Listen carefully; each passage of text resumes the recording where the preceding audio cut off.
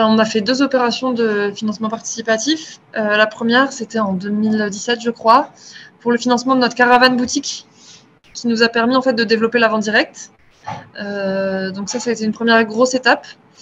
Et ensuite, on a monté 2 ans plus tard, en 2019, une deuxième opération. On a encore été très soutenus. C'est vraiment été très motivant pour nous, pour participer à la rénovation des locaux, notamment l'atelier tissage dans lequel on travaille aujourd'hui.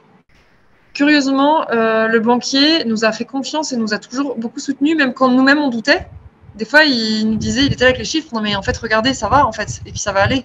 Enfin, regardez comment vous progressez et tout, il n'y a pas de souci en fait. Donc, des fois, c'est même plutôt lui qui nous a donné confiance en nous. Et puis là, on va se faire accompagner par la Banque de France bientôt pour vraiment travailler sur, maintenant qu'on a un peu de recul, parce qu'en fait, on est vraiment sur un projet qui n'a pas de référence technico-économique. En fait, le modèle n'existe pas. Donc, il faut inventer comment arriver à se payer le travail. Il faut inventer un modèle de prix. Il faut inventer une façon de fonctionner ensemble. Il faut tout inventer avec à peu près 0 compétence. Donc, c'est vrai que tout demande beaucoup d'énergie et finalement d'expérimentation sur comment on fait. Et là, maintenant qu'on a un peu plus de recul, ça fait 6 ans que l'activité existe, on a 4 ans de compta.